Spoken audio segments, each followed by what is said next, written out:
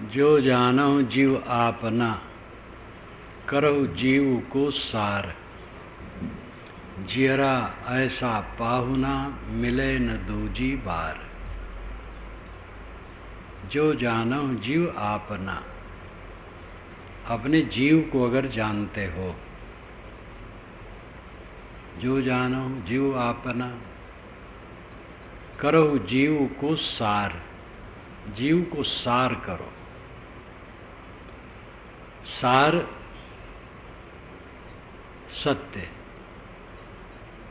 उसकी स्थित करो। जीरा ऐसा पाहुना, मिले न दूजी बार। जीव पहुनार के रूप में शरीर में आया है, इस शरीर में फिर से नहीं आएगा। ये शरीर तो सड़ जाएगी। ये चांस मिला है। अब इसमें कोई अर्थ लगाने लगे कि कबीर साहब पुनर्जन्म नहीं मानते हैं, वे कहते फिर से नहीं आएगा, तो उसकी बुद्धि की बलिहारी है। एक पंक्ति से किसी के सिद्धांत का पता नहीं लगता। उनकी रचना का पूरा मनन करना चाहिए। उनकी रचना में पुनर्जन्म का सिद्धांत बराबर भरा है। जीव शब्द पर भी विचार करें।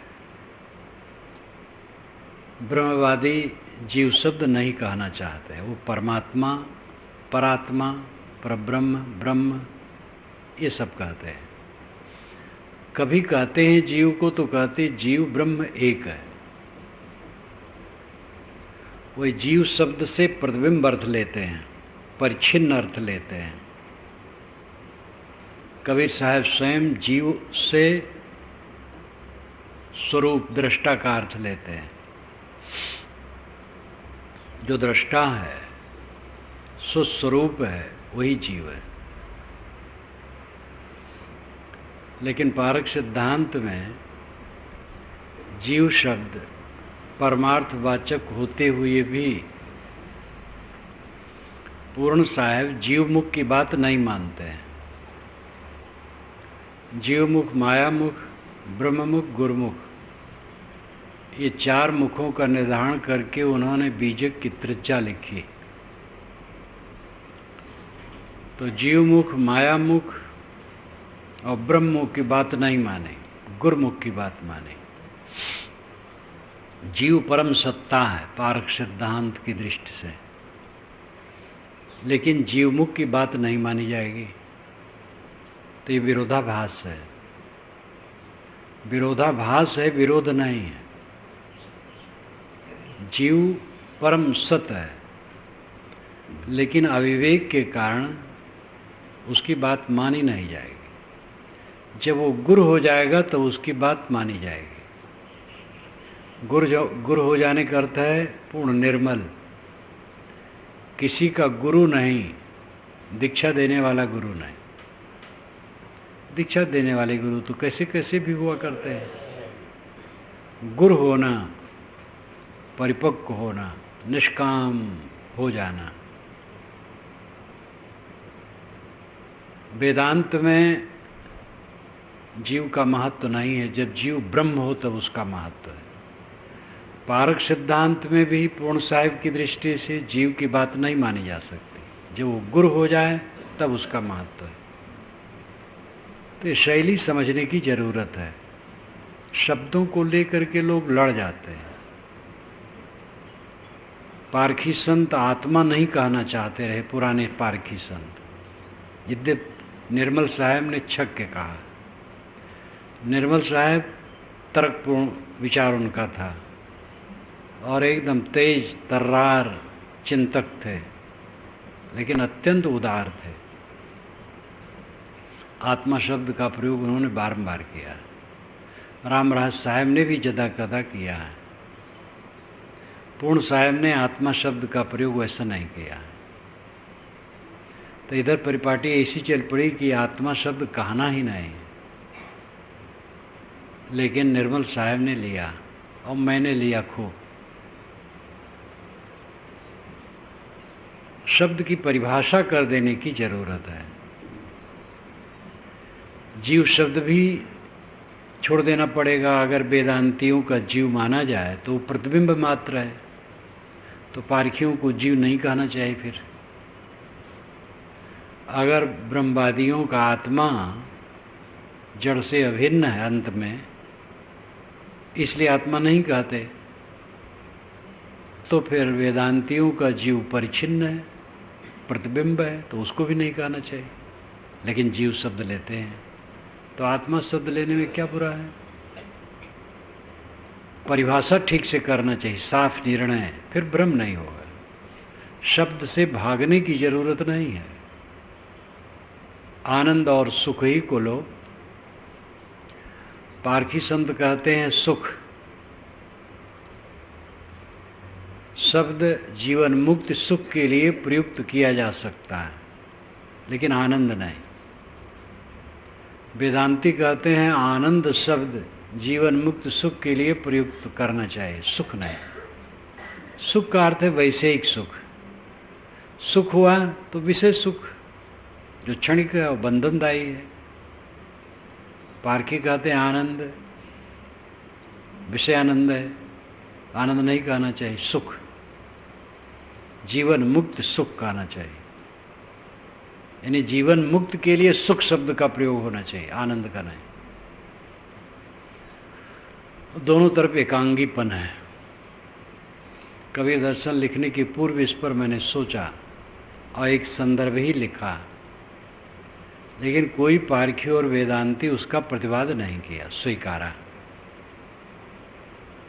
कट्टर कट्टर पारखी संत थे तब, अब तो शरीर छोड़ दिए, लेकिन किसी ने प्रश्न नहीं किया, स्वीकारा।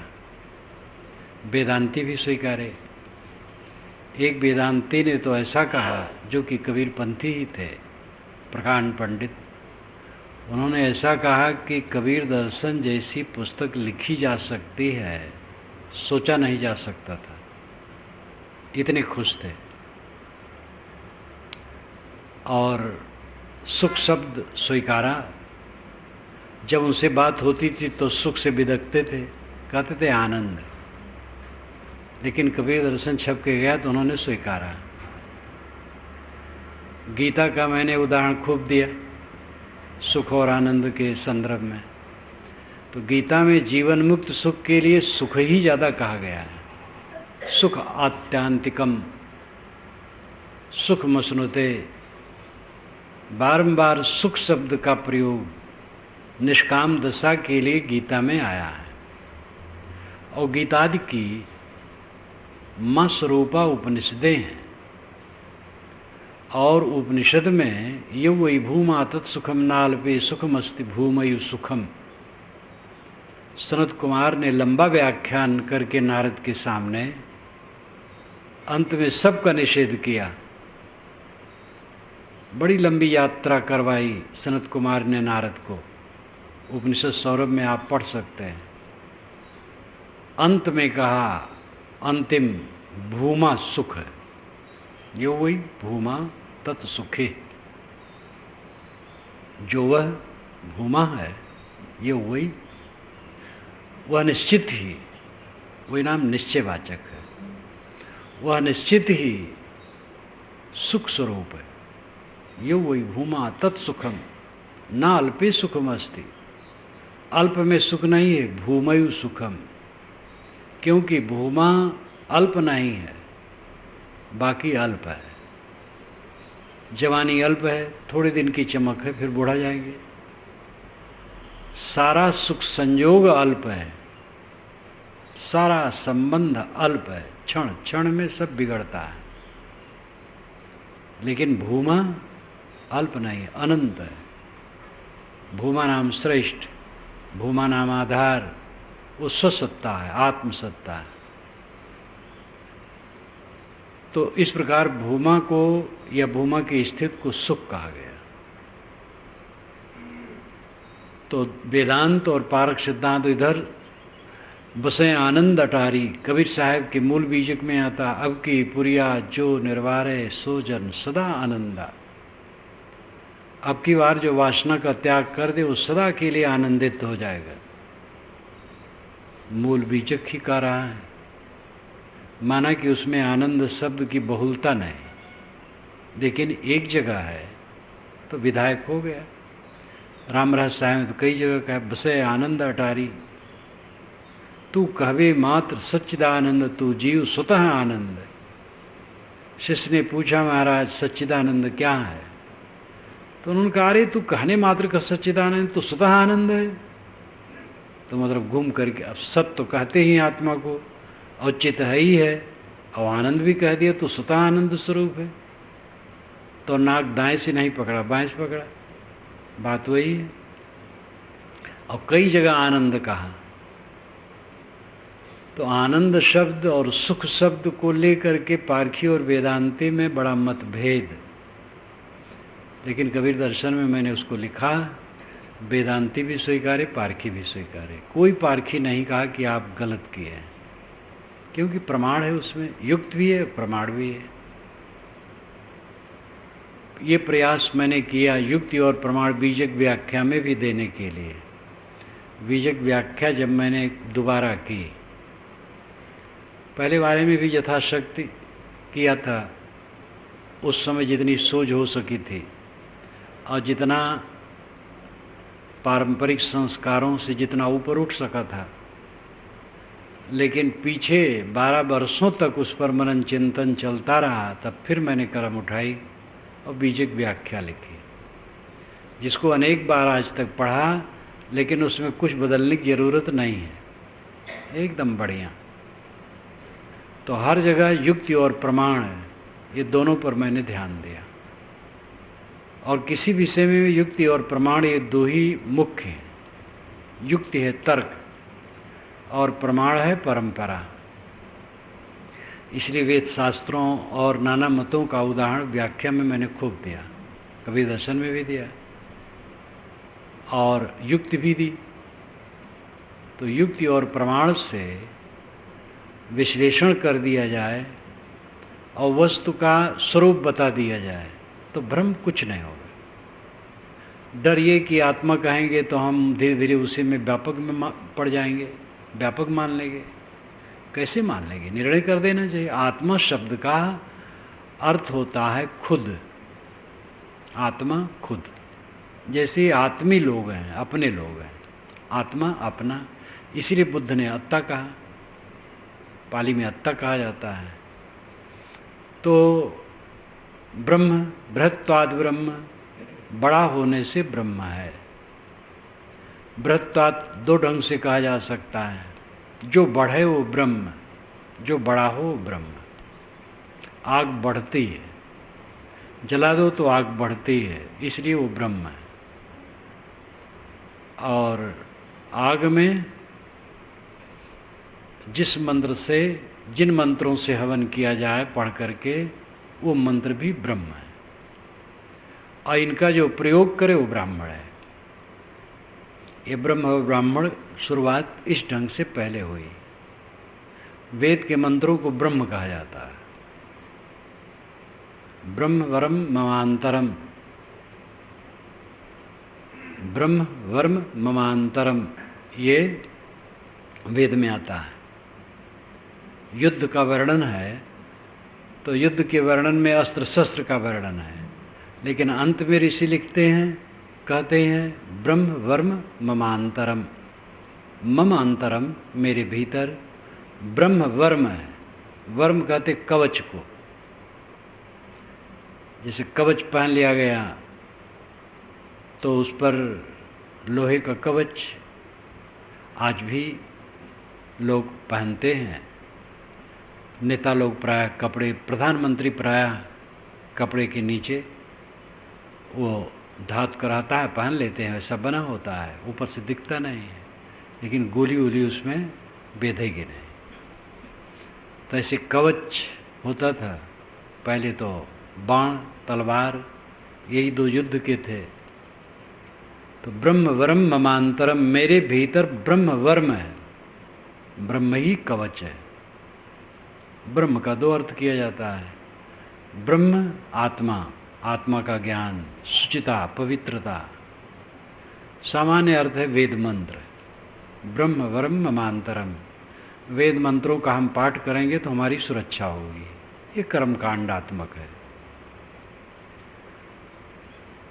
शरणाचार्य ने अपने भाष्य में वेदों के कई जगह कहा है, यज्ञ लंपटाह, यज्ञ लंपटाह, यज्ञ लंपट लोग ये अर्थ करते हैं। और शरणाचार्य तो अभी 700 वर्ष हुआ हुए, यास्क मुनि तो 2800 वर्ष हो गए हुए। वे अपने भाष्य में, निघंटु के भाष्य में जगह जगह प्रमाण देते हैं कि कर्मकांडी ये अर्थ मानते हैं और आत्मवादी ये अर्थ मानते हैं, ऐतिहासिक ये अर्थ मानते हैं, कई अर्थ देते हैं। मतलब आज से 2800 वर्ष पूर्व भी वेद मंत्रों के दृष्टिकोण के अनुसार अनेक अर्थ होते थे। उसमें आत्मवादियों का अर्थ जहाँ यास्क ने दिया है बिल्कुल हम लोगों के सिद्धांत के अनुसार है। विचारक सब समय होते रहे हैं, इसलिए श्री काशी साहब की बात ये हमें बहुत वजनदार लगती है। पारखी युग युग से होते आए हैं। पारखी जो परख ले, समझ ले, आत्मा के अलावा आत्मा का परित्याग, आत्मा में संतोष, यही पारखी। सबको परख डार दे तू विजाती, जहाँ लो तुम्हारे नज़र में दिखाती। निर्मल दास जाके मिलो पारखी से, यथार्थ परख लो भ्रमभासखी से। जहाँ तक तुम्हारे नज़रों में दिखाई देती उसको छोड़ दो, पारखी संतों से मिलो, भ्रमभास तुम्हारा खत्म हो जाएगा। और परख के छोड़ दो, अपने आप रह जाओ। निज रूप का लखने का मजा जिसके जिगर में आ गया, निर्मल साहब कहते हैं। तो अपने आप का बोध, आत्मबोध, स्वरूप बोध, और फिर अपने आप में संतोष, ये जीव को सार करना। मैं बीच में कह रहा था कि शब्दों को लेकर के लड़ाइयाँ बहुत हुई हैं, आज भी है। इस पर विचारवान होकर के काम करना चाहिए। शब्दों में अटकना नहीं चाहिए। शब्दों में अटकने से संकुचितता आती है। राम शब्द का साहब ने कितना प्रयोग किया है, वह संकुचित होते तो फिर राम शब्द क्यों प्रयोग करते। 250 बार राम बीचक में वो कहते हैं। निर्मल साहब बड़े मस्त जीव थे, सभी शब्दों का प्रयोग करते हैं। और यहाँ तक वेद की आलोचना भी करते हैं कर्मकांड का, और फिर कहते हैं वेद सास जीव ब्रह्म सब कुछ भुला करके विषयी पामर हो गया तो, और अपना विनाश कर डाला। वेद मार्ग से चले जो, शास्त्रों की बात माने, ऋषि मुनियों की बात माने, तब कल्याण होगा। तो समझते हैं कि वेद में, शास्त्र में, ऋषि मुनियों में अच्छे विचार भी हैं, उसको मानना चाहिए। तो निर्मल साहब तो बहुत उदार थे, फक्कड़ थे, कस के कहते थे, लेकिन उदार थे। दुर्भाग्य है कि उनका शरीर ज़्यादा दिन नहीं रहा। ज़्यादा दिन होता तो एक एक रतन देते कि अद्भुत अद्भुत। वे और पूर्ण साहब, ये दोनों महान प्रतिभा के धनी थे। दोनों जल्दी शरीर छोड़ दिए, लेकिन जितना उन्होंने दिया बहुत महत्वपूर्ण है। तो उदारता की ज़रूरत है और विश्लेषण की ज़रूरत है। शब्द साम्य कोई करे और विश्लेषण न करे तो अनुगामी भटक जाएंगे।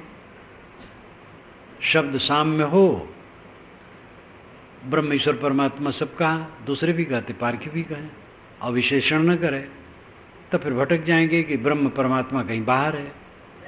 लेकिन जब विश्लेषण हो गया कि परमात्मा, ब्रह्म, परमेश्वर आत्मा ही है, तब भटकाव नहीं होगा। जड़ चेतन की अभिन्नता का निराकरण हो जाए, व्यापक बात का निराकरण हो जाए, तो अपने आप साफ हो जाएगा। एक आत्मा व्यापक है, यह हल्ला है दुनिया में। आत्मा एक है, व्यापक है। ये कहने की क्या गर्ज है? ब्रह्म को ब्रह्म कहने की क्या गर्ज है? जानना ब्रह्म ऐसा किसका फर्ज है? निर्मल साहब अद्भुत पुरुष, उनकी वाणी ऐसी निकलती है। इलाहाबाद के पास एक अझुआ कस्बा है, वहाँ आर्य समाजियों का जलसा होता रहा, बड़ा बड़ा, अब तो घट गया लेकिन अब भी होता है। तो अच्छे अच्छे ज्ञानी सब इकट्ठे थे। उसी में अपने सिद्धांत के एक सुमित्र जी, वे विद्वान थे, वेदों के ही विद्वान थे और पारक सिद्धांत भी जानते थे, जानना ही कहना पड़ेगा क्योंकि रहते थे वो पंडित की ही तरह। बहुत कोमल बोलते थे, विद्वान थे, दूसरे मत वाले भी बुलाते थे, पंडित लोग भी बुलाते थे। कई बार उनसे मुलाकात मेरी हुई है। तो पारक सिद्धांत तो खूब जानते ही थे।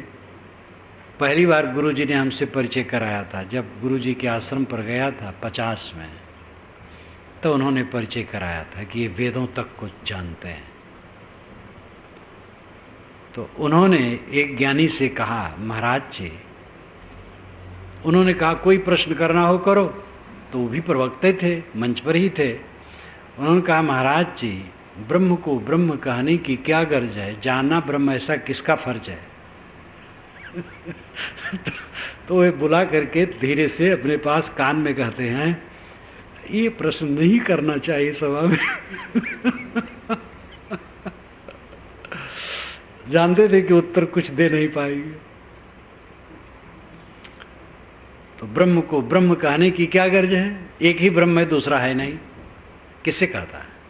अगर आप लोग कोई यहाँ न रहे, मैं आके बैठ के बोलूं तो लोग क्या कहेंगे, पागल है। अगर कोई सुनने वाला है तो बोलता हूं तो सार्थक है।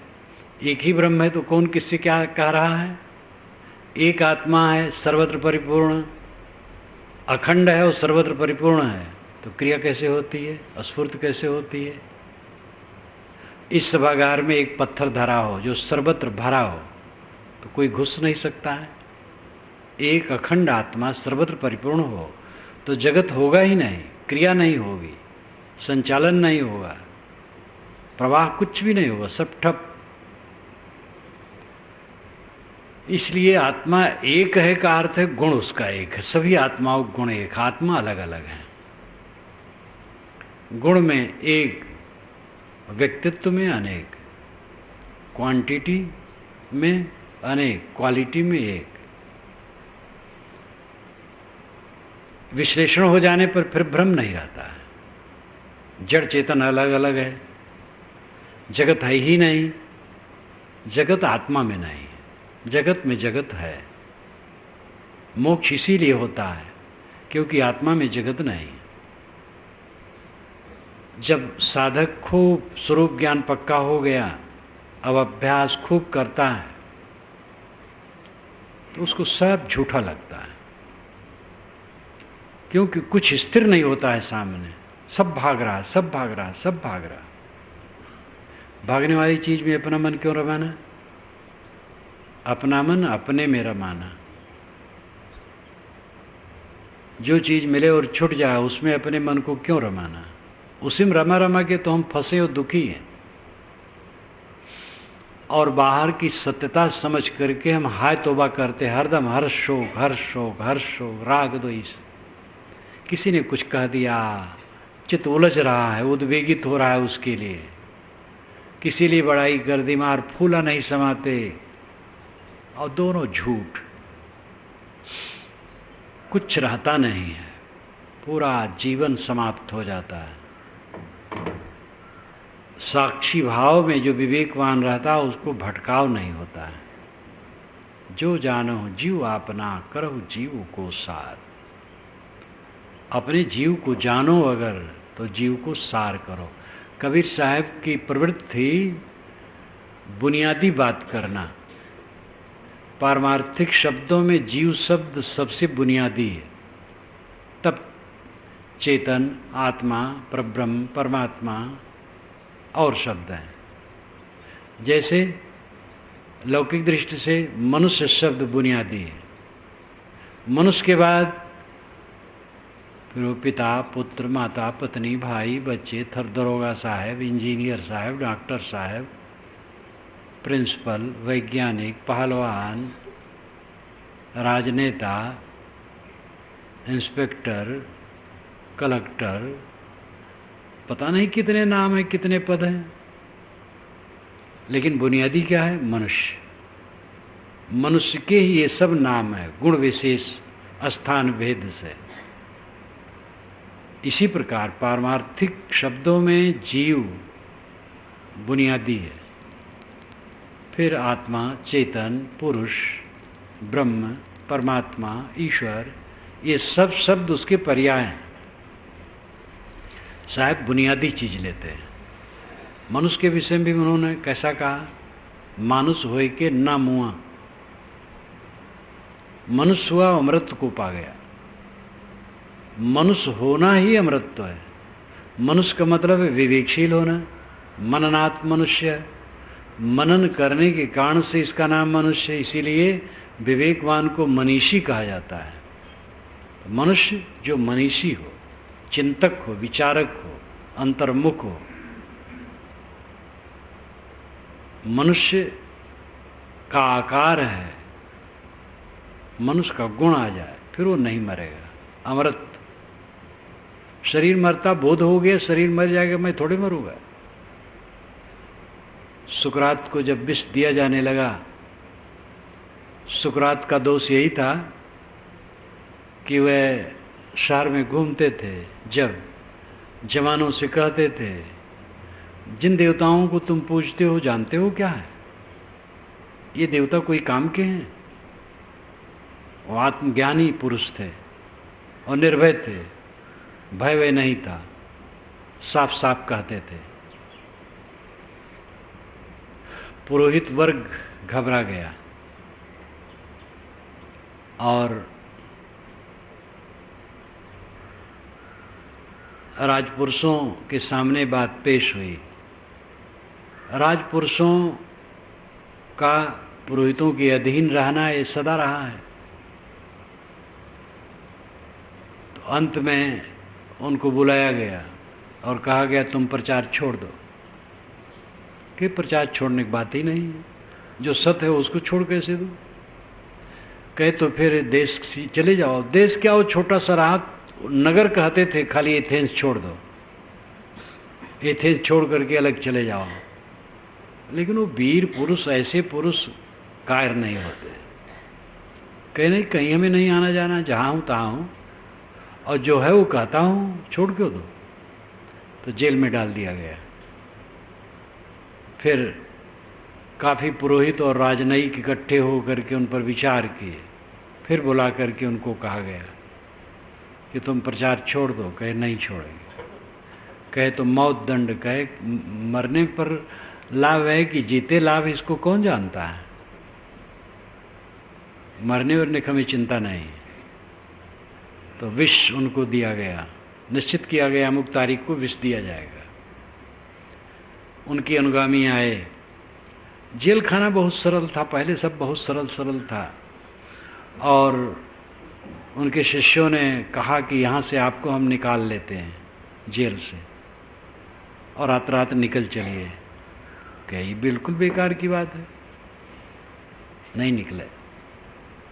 जहर देने के समय शिष्य लोग भी आए। एक घेरा था, उसमें वो बैठे थे। जल्लाद जहर लेके आया, जहर घोर करके प्याले में लाया, और उसके स्वयं दुख था कि इसे संत को मैं जहर देने जा रहा हूँ, लेकिन हम नौकर था। तो एक हाथ में जहर, एक हाथ में रुमाल लेके अपने आँख पर बंद कर लिया और रो पड़ा। उन्होंने हाथ में ले लिया तो शिष्य लोग भी रोने लगे। उन्होंने कहा मैंने क्या समझाया है तुम लोगों को आज तक? आत्मा अमर है और मरने पर लाभ होता है कि जीने में लाभ होता है, इसके महत्व को समझते हो? बिल्कुल निर्भय। जहर के विशेषज्ञों ने बताया कि पी लीजिए और घूमते रहिए, और जब पैर लड़खड़ाने लगे तब बैठ जाइए।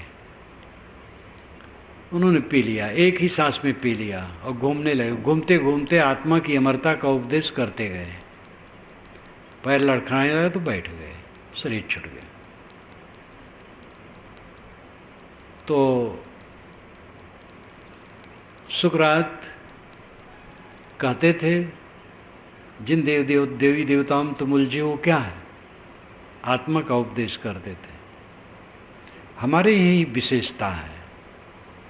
उसके पहले बुद्ध हुए हैं सुकरात के, और यहाँ पर वह कर्मकांड का जो कि पेट का धंधा था पंडितों का, कस के आंदोलन किया। कर्मकांड गलत है, इसमें जीव हिंसा होती है, व्यर्थ का खर्च, लेकिन उनको कोई मारा नहीं। आंदोलन तो कोई नई चीज का चलता है तो होता ही है, कुछ अनुकूल प्रतिकूल, लेकिन कोई मारा नहीं। बल्कि उसी हिंदू समाज से भरभराहट सब उसमें बौद्ध मतावलंबी हो गए। विचारों की उदारता भारत में जैसी पुरा काल में थी और आज है, इसका जोड़ा पूरी दुनिया में कहीं नहीं। ये अद्भुत बात है। तो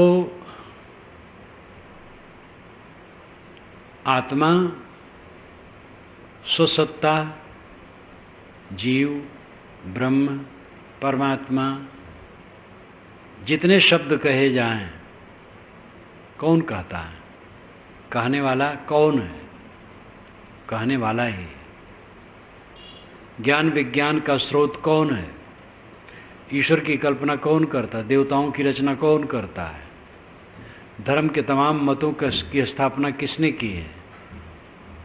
और दुनिया की ज्ञान विज्ञान की खोज किसने की है? विषय वासनाओं में भी उलझने के लिए सारा प्रपंच किसने बनाया है? 84 आसन बनाया गया भोग के लिए। काशी में तो चित्र सहित उसकी पुस्तक छपी। भूगर्भ में सब काम किया गया। एक गहरे में वहाँ कोठरी थी, वहीं पर चित्र बनाया गया और वहीं ढाला गया। वो जमाना था ढालने वाला, और गुप्त रूप में छपा गया। अब छप करके तो प्रचार करना है बाजारे में। बाजार में आया, धीरे धीरे पता चला, सरकार ने जब्त करवाया। 84 आसन भोग के लिए, 84 ढंग से सब प्रपंच। ये आदमी का मानस रोग कितना भयंकर है। तो चाहे कल्याण के तरफ चाहे अकल्याण के तरफ, सोचने वाला कौन है? दृष्टि उलट गई तो भोगों की तरफ भाग रहा है, दृष्टि सुलझ गई तो योग की तरफ आ गया। लेकिन इंद्रियों को भोगों में लगाने वाला कौन है और उन्हें भोगों से हटाकर अंतर्मुख करने वाला कौन है? वो आप है। तो आप ही परमात्मा है, आप ही ब्रह्म है, आप ही जीव हैं। इसलिए वेदांतियों का ये उदाहरण जीवो ब्रह्मयो नापरा, जीव ब्रह्म एव न अपरः।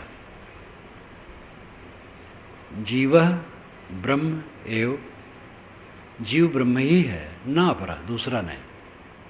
इतना बहुत हो गया। जीव ब्रह्म ही है, ब्रह्म दूसरा नहीं है।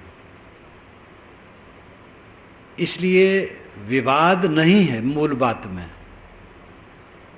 वो सांप्रदायिकता बढ़ा बढ़ा करके विवाद लोग करते हैं। मैं कौन हूं, आप कौन हैं? स्त्री पुरुष नपुंसक, ये 3 लिंग है, लेकिन तीनों में दृष्टा वही है। अन्य जानवरों में भी दृष्टा है, लेकिन विचार के स्थान पर उनकी चर्चा से कोई मतलब नहीं। उनके लिए इतना है कि उन पर दया करो, बस। विचार के स्थान पर केवल मनुष्य की चर्चा है, और मनुष्य में 3 लिंग है, स्त्री पुरुष नपुंसक। ये शरीर के आकार में थोड़ा सा चिन्ह का अंतर है, लेकिन दृष्टा तीनों में वैसे ही है। दृष्टा में कोई अंतर नहीं। दृष्टा ही जीव है, वही आप है। आप दुखी हैं मान मान कर दुखी हैं। अपने मन को बाहर फंसा कर दुखी है। जितना जबरदस्त मानेगी उतनी पीड़ा बढ़ेगी, जितना मानना घटेगा उतनी पीड़ा घटेगी। जिसका मानना एकदम शून्य हो जाएगा, पीड़ा शून्य हो जाएगी।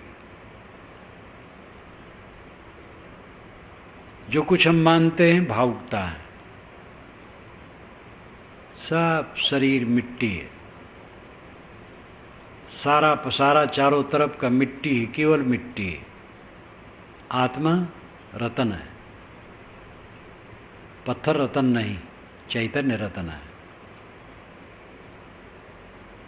हमारे चारों तरफ केवल धूल है और कुछ नहीं। मेरा शरीर धूल है, आप लोगों का शरीर धूल है। धूल की दृष्टि से देखो कौन आकर्षण है। सम्मान अपमान धूल है। पिछले महीने के हमारे सम्मान अपमान पता नहीं कहाँ चले गए। बस जो खुद गलत करेगा उसको बंधन बनेगा, खुद गलत नहीं करेगा उसको कोई कल्याण नहीं है। सावधानी यह रखना चाहिए हम खुद गलत न करें। हमारे लिए कोई गलत करे तो हमारा बंधन उसमें नहीं बनेगा। हमें कोई गाली दे, अपमान करे, निंदित करे, बुरा कहे तो उसमें हमारा नुकसान नहीं होगा, कहने वाले का नुकसान होगा। कहने वाले का मन खराब हुआ है तब ऐसा कहता है। कोई गलत भी है तो गलत है तो उसको राय देना चाहिए सुधरने के लिए, अगर अपना बस है तो, और नहीं बस है तो चुप हो जाना चाहिए। गलत का भी पाठ पढ़ करके और गलत गलत किसी को कहने का अर्थ है अपना मन खराब करना, समय बर्बाद करना, मन खराब करना, वातावरण प्रदूषित करना, कोई फायदा नहीं। आदमी राग द्वेष में उलझ करके अन्यथा सोचता बकता है और काम करता है। जब राग द्वेष उसके निवृत्त हो जाते हैं तो अन्यथा सोचता बकता नहीं है, ना अन्यथा काम करता है। उसका मन निर्मल रहता है और बाहर से जो आता है सहता है। सहने में क्या लगता है? सहना हमारा काम है, सहना ही साधना है। सहन गति जिसकी जितनी मजबूत है वो मोक्ष के उतने निकट है। नज़दीक और दूर सबके घात प्रतिघात को सह करके जो निर्विकार रहता है वही मुक्ति का आनंद ले सकता है। उसी की चित्त में जलन नहीं होगी, उद्वेग नहीं होगा, अशांत नहीं होगा। और ये बताने की चीज़ नहीं, करने की चीज़ है। बताने से कोई जान पाया है? जिनको गर्ज हो जाने हमारा मन उलझा है कि सुलझाए, उससे क्या मतलब? वो अपना मन सुलझावे। अगर उसका मन सुलझ जाएगा उसे शांति मिल जाएगी। हमारा मन उलझा है तो उसको क्या धक्का है? और हमारा मन सुलझा है तो उसका मन थोड़े सुलझ जाएगा। तो हमें कोई मान ले कि इनका मन सुलझा है तो हमारा क्या फ़ायदा है, और न माने तो क्या नुकसान है। इसलिए दूसरे को मनवाने के चक्कर में विवेकवान नहीं रहता है, अपना काम करता है। जितना मन कमज़ोर होता है उतना संदेह होता है, उतना लगता है हमें लोग ऐसा मानते हैं, हमें लोग क्या सोचते होंगे। जितना मन कमज़ोर है उतना ही होता है। और मन जब विवेक में बलवान हो जाता है तो कुछ नहीं सोचता है। पूरी दुनिया हमें गंदा समझती हो, कुछ हमारा नुकसान नहीं होगा। और पूरी दुनिया हमें जीवन मुक्त समझती हो तो कोई फायदा नहीं होगा। फायदा तो हमारे मन से है। मन हमारा कैसा है? जो जानो जीव अपना करो जीव को सार। अपना स्वरूप अगर समझते हो तो उसको सार करो, स्वागत करो। सार करना है शांति पाना। सार नाम सत्य। सत्य करना, अपने आप को सत्य करना क्या है? शांति पाना, हरदम सुखी रहना, कभी दुखी न होना। ऐसी रहनी बनाओ कि कभी दुखी न हो।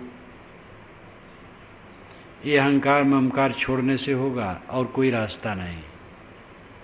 जितना अहंकार रखोगे दुखी होगे। जो जितना उद्वेगित रहते हैं दुखी हैं, क्योंकि मन बस में नहीं है, कायदे के बाहर है। अपने को संभालो। जो जानो जीव आपना करो जीव को सार। इतनी आधी पंक्ति बहुत है। अपने को जीव समझो तब है, और अपने को देह समझो तब तो कोई बात नहीं है। लेकिन ये समझते हो कि मैं देह नहीं हूँ, जीव हूँ, आत्मा हूँ, परमात्मा हूँ, परब्रह्म हूँ, परम तत्व हूँ। मैं तुच्छ नहीं हूँ, महान हूँ। ब्रह्म शब्द इसीलिए हुआ है। कभी जमाना था कि ब्रह्म, हर अच्छी चीज के लिए ब्रह्म का प्रयोग होता, जलम ब्रह्म, अन्नम ब्रह्म, हर बात, हर चीज, अच्छी चीज को ब्रह्म कह दिया जाता था। और उसी के अतिरेक में श्रुतियों का प्रमाण लेकर के लोग भटक भी गए, विश्लेषण नहीं कर पाते। परंतु जो विश्लेषण करता है वो समझता है। श्रुतियों के कहने वाले भी कब हृदय थे, कविता में भी बहुत बातें कहे, और कविता में अलंकार आता ही है, भावुकता उसमें रहती है, अर्थ कुछ रहता है, शब्द कुछ रहता है, और उसको परम प्रमाण मान लेने से, सिद्धांत मान लेने से सब बिगड़ जाएगा। इसलिए विवेकवान युक्ति प्रमाण पर ध्यान देते हैं। युक्ति प्रथम है, फिर प्रमाण। परमार्थ के सारे शब्द आत्मा, ब्रह्म, ईश्वर, परमानंद, निर्वाण, सुख, आत्यांतिक सुख, अनंत सुख, कैवल्य, ये सब के प्रयोग जीव के लिए, स्व के लिए, अपने लिए। अपना मन सब तरफ से सिमट आया, आत्मलीन हो गया, बस कैवल्य हो गया। अति दुर्लभ कैवल्य परम पद, वेद पुराण निगम आगमबद, ये गोस्वामी जी कहते हैं। वेद पुराण निगम आगम, ये सब शास्त्र यही कहते हैं कि कैवल्य पद अति दुर्लभ है। तो अति दुर्लभ क्यों है? क्योंकि मन दुनिया में फंसा है। इसलिए दुनिया को समझ करके, उसकी सारहीनता समझ करके जिसका मन अंतर्मुख हो गया, पूर्ण रूप से कैवल्य हो गया। कैवल्य बहुत सरल है, आप केवल हैं। केवल, कैवल्य, केवल का भाव, कैवल्य का अर्थ हुआ केवल का भाव। केवल नाम अकेला, आप अकेला हैं। इसको सूफी संत बका कहते हैं, बका, जिसको हम लोग शेष कहते हैं। शेष नाम बचा हुआ, बका नाम बचा हुआ। केवल भी बचा है, अद्वैत भी बचा है। अनुभव तो सबको वही हुआ है। जब सारी वासना छूट गई और अपने आप शेष रहा, तो ये कौन सी भाषा का विषय है? ये किसी भाषा का विषय नहीं है, ये स्वसंवेद्य है। भाषा तो अपने अपने ढंग से लोग देते हैं।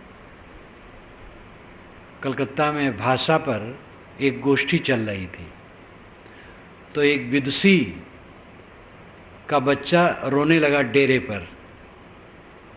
डेरा भी पास में था। वो विदुषी थी तो उस मीटिंग में आई थी, लेकिन बच्चे को नौकरानी को दे दी थी कि वहाँ ले जाऊंगी तो विघ्न करेगा। लेकिन इतना रोने लगा कि वो मानता ही नहीं था। तो नौकरानी ने सोचा माता की गोद में जाएगा तभी ये चुप होगा। तो आई बताने के लिए, तो बहुत रोता है, नहीं मानता है। तो रविन्द्रनाथ टैगोर वहीं बैठे थे और भाषा पर विवाद चल रहा था। तो रविन्द्रनाथ टैगोर ने कहा कि वो किस भाषा में रो रही है? तो बड़ी हंसी हुई। उन्होंने मानो एक कस के तमाचा मारा भाषा के विवादियों को। अब तुक पड़ गया, ऐसा प्रसंग आ गया। नौकरानी ने कहा कि बच्चा बहुत रो रहा है और मेरे बस के बाहर है, जब आप की गोद में आएगा तभी वो रुके, चुप होगा। तो रविन्द्रनाथ टैगोर ने कहा किस भाषा में रोता? तो जो असली भाषा होती है रोने की और हंसने की, सुख दुख की, वो भिन्न भाषा नहीं होती, एक ही भाषा होती। तो अनुभव, सब संस्कार शांत हो गए, सारे विचार शांत हो गए, अपने आप रह गया। ये अनुभव कैवल्य है, बका है, शेष है, अद्वैत है, अकेला है, पारक है, स्वरूप स्थित है। भाषा में क्या फर्क है? परमात्मा की प्राप्ति है, ईश्वर की प्राप्ति है। निर्मल साहब तो बारंबार कहते हैं कि ईश्वर इंद्रियों का प्रेरक है, शास्त्र कहता है। तो इसका मतलब जीव कुछ नहीं करता है, जीव कुछ है ही नहीं है,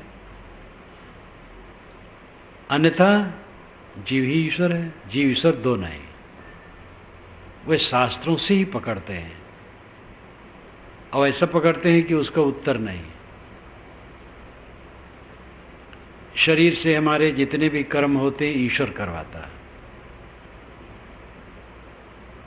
तो जीव करता नहीं है, फिर तो भोगता भी नहीं है। तो जीव ही तो भोग रहा है, तो करता वही हुआ है। तो इसका मतलब जीव ईश्वर एक है। आप ईश्वर कहते हैं, हम जीव कहते हैं, भाषा का अंतर है। अब इसका कोई क्या उत्तर देगा? इस शरीर में आत्मा और ईश्वर की भिन्न स्थित का अनुभव किसी को होता है क्या? शरीर में दो दृष्टा हैं, एक आत्मा एक परमात्मा, दो ज्ञाता मनता और बोधा है। ज्ञाता का मतलब जिसे ज्ञान हो, मनता का मतलब जो मनन करे, बोधा का मतलब जिसे बोध हो, कर्ता का मतलब जो करे। तो बोधा, मनता, कर्ता, दृष्टा, साक्षी एक ही एक शरीर में है, दो नहीं है। इसमें परमात्मा भी है और आत्मा भी है। कितना कितना परसेंटेज दोनों है? द्वैतवादी क्या कहेंगे? भ्रम है। एक पंडित ने मुझसे कहा, महाराज ये नहीं कहा आपके अनुगामी, हमारे अनुगामी यहाँ खूब हैं, अयोध्या के निकट की बात है। वो मिलने आए पंडित जी, बुजुर्ग थे और रामानंदी संप्रदाय के थे, अच्छे थे, साधक थे। कहे महाराज कुछ लोग कहते हैं हम ही हैं, और महाराज हम लोग तो मानते हैं ईश्वर की भक्ति करें तब आनंद होगा। तो मैंने कहा पंडित जी दोनों धाराएं ठीक हैं। विश्वासी कहता है ईश्वर अलग है और हम अलग हैं, ईश्वर की उपासना में तन्मय होंगे, आनंद होगा। विवेकी कहता है ईश्वर अलग नहीं, आत्मा ही ईश्वर है, अपने मन को समेट लो बस।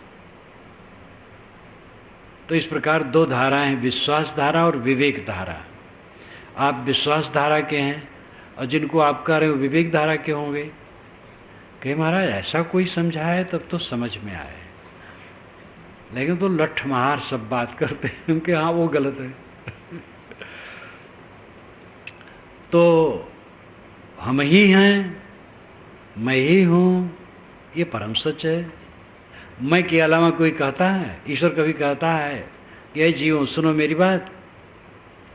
ये जीव ही कहता है और जीव ही ईश्वर की चर्चा करता है। कोई ईश्वर और ब्रह्मा आज तक वक्तव्य देने नहीं आया, जीव ही ने सब वक्तव्य दिया है, जीव ही ने सारी पुस्तकें रची हैं, जीव ही ने सारे ज्ञान विज्ञान का विकास किया है। जीव को छोड़ करके कोई और करता धरता है? जीव जो बोलने वाला है और मनुष्य शरीर में जो है उसके लिए कहा जा रहा है, क्योंकि वही विवेकी है। तो विवेक से, धीरज से सोचो। विचारों के अंतर, मतों के अंतर होने से उपासना पद्धतियों में अंतर है, लेकिन अंततः अपने में लौटने में आनंद है।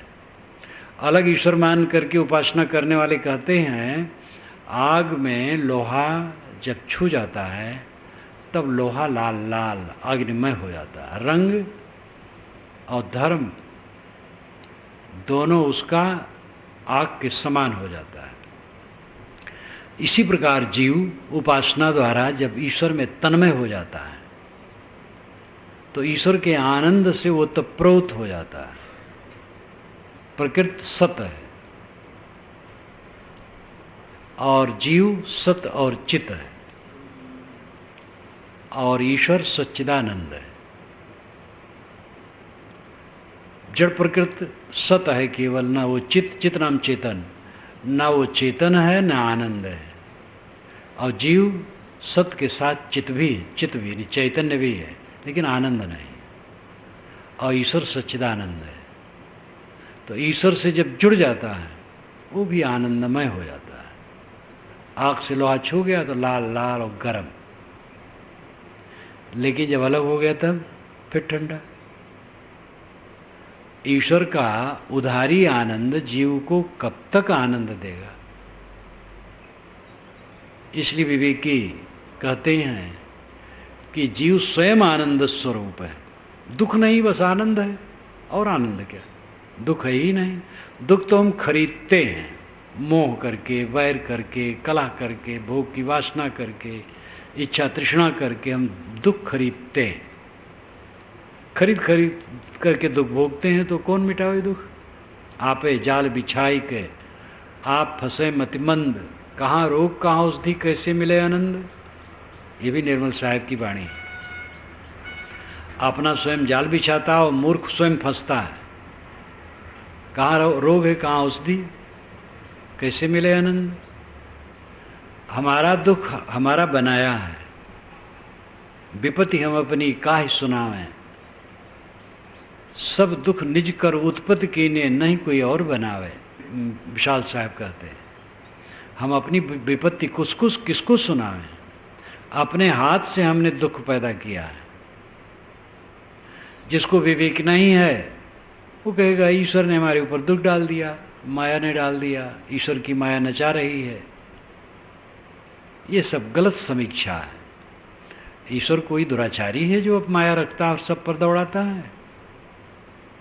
ईश्वर सच्चिदानंद है तो किसी को तकलीफ क्यों देगा?